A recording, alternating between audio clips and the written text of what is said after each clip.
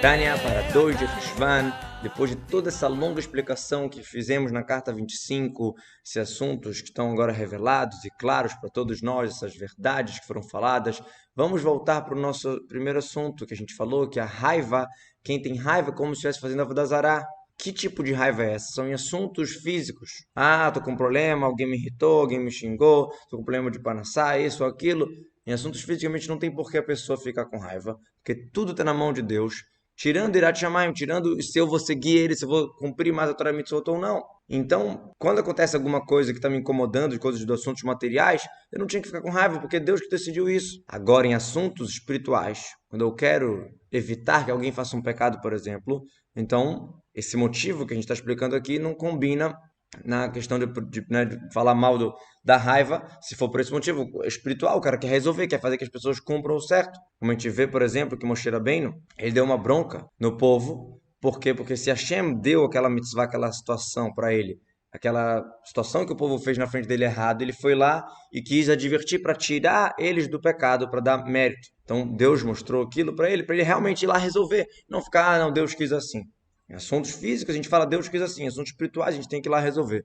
Porém tem um detalhe, quando a gente fala que Deus te mostrou para você resolver, quando você tem a possibilidade de advertir, e essa tua possível raiva sobre a pessoa vai ajudar, mas quando não vai adiantar, por exemplo, se tem uma pessoa que não é judia, que ela não entende o que está acontecendo, você está lá rezando, e ele está lá atrapalhando, conversando no meio da tua reza. Por que que Deus fez isso? Não é para você se irritar, e sim para você se fortificar mais na sua reza, com mais kavaná, muito mais, a ponto de nem escutar o que a pessoa está falando. Claro que para isso precisa de um despertar muito maior, muito mais potente. Então o conselho para a gente entender esse despertar é desse próprio assunto. Uau, olha que interessante. Deus está se manifestando através desse ser humano que está vindo aqui me atrapalhar. Olha o quanto que a Shekhinah está descendo o modo de falar maravilhosamente, em vários níveis, e pegou uma faísca do nível dela e está em galuto nas clipot, de maneira geral.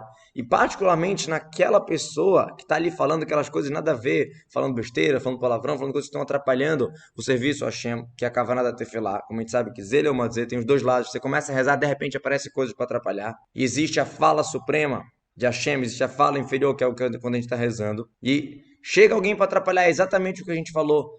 Parece que o mal está dominando, porque olha, tá vendo? Deus deu vitalidade para aquela pessoa falar besteira no meio que eu estou rezando. Só que isso é para o mal dele, porque isso vai me fazer eu despertar mais e mais em Kavaná, até que eu não vou escutar.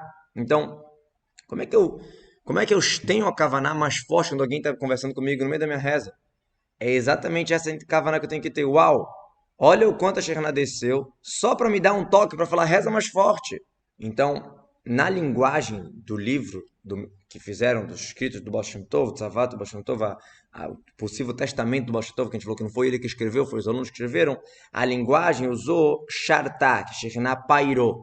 E isso as pessoas estavam querendo questionar, né? Como pode ser que a Shekhinah está pairando naquela pessoa não judia que está atrapalhando o outro de rezar? Então, ele não usou a linguagem exata, porque o Baal Shem Tov, ele falava as palavras de Torá deles em Yiddish, não falava em hebraico, não em Lashon HaKodesh. Então, o que ele quis dizer é que a presença divina se investiu, claro que de uma maneira de galuto, de exílio, como foi explicado extensamente nessa carta, mas chegou de maneira geral em galuto, e particularmente naquele não-judeu que está ali atrapalhando a pessoa de rezar. Então, não é que a Shekhinah estava se revelando nele, não é um profeta, ao contrário.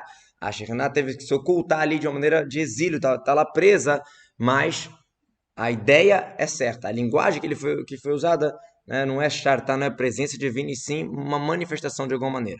Que é uma galuto muito forte, porque ele está lá atrapalhando a reza. Então, a gente não tem que questionar se mas é só uma faísca divina, só um pedaço. Isso é chamado de Shekhinah, chamado de presença divina. Como a gente vê que até um anjo, que é um mensageiro de Deus, é chamado de Hashem, na Parashá de Vairá, de acordo com a explicação do Ramban. Como fala a Hagar, a outra esposa de Abraão, falou, vai ter Hashem Hashem, chamou o nome de Deus, que era o anjo que estava falando com ela. Né? E a gente vê também várias situações assim. Então, a mesma coisa. Aquela pessoa que está atrapalhando a pessoa de rezar é uma manifestação divina que está fazendo isso acontecer.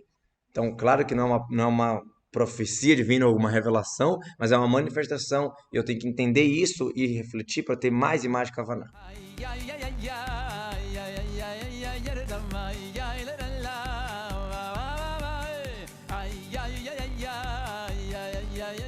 זמאי יאי דלה ממאי איי איי איי איי מתי קטימה בלחישי הפוצו מנותך החוצה